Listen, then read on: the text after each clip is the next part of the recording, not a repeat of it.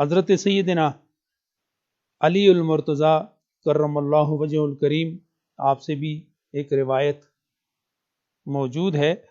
اور یہ روایت ابن ماجہ سے حاصلہ میں موجود ہے۔ آپ فرماتے ہیں حضور علیہ السلام نے ارشاد فرمایا اذا کانت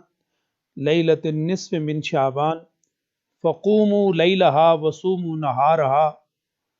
پھر آگے چل کے فرماتے ہیں کہ اللہ تعالیٰ ارشاد فرماتا ہے الا من مستغفر لی فاغفر له الا مسترزق فارزقه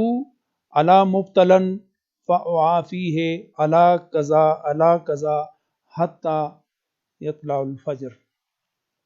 او کما قال النبی صلی اللہ علیہ وسلم۔ آپ فرماتے ہیں کہ حضور علیہ السلام نے ارشاد فرمایا جب 15ویں شعبان آتی ہے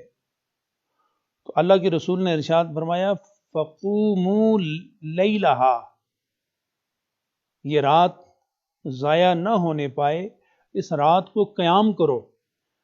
اس رات کو اللہ کی عبادت کرو، اس رات کو اللہ کی ریاضت کرو، عبادت و ریاضت، دعا کرو، اوراد و وظائف اور تسبیحات پڑھو۔ وصوموا نہارہا، اور اس کا جو دن ہے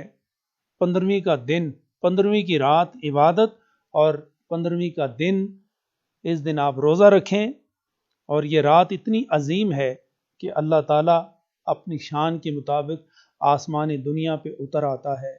اور فرماتا ہے الا من مستغفر لی،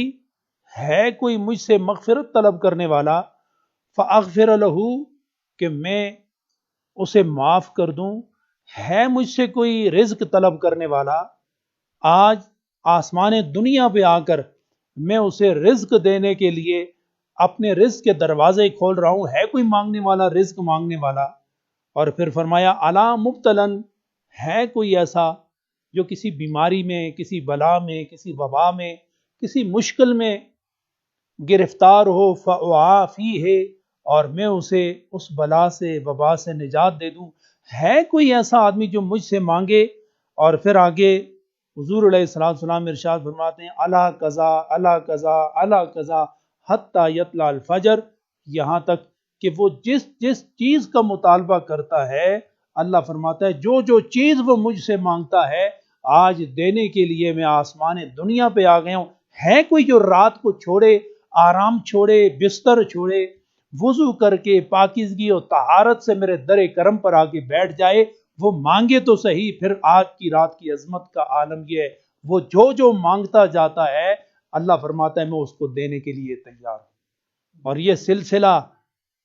اللہ کے رسول ارشاد فرماتے ہیں یہ مانگنے کا، یہ عطا کرنے کا سلسلہ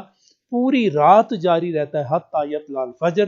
کہ طلوع فجر ہوتی ہے تو دروازہ بند ہو جاتا ہے۔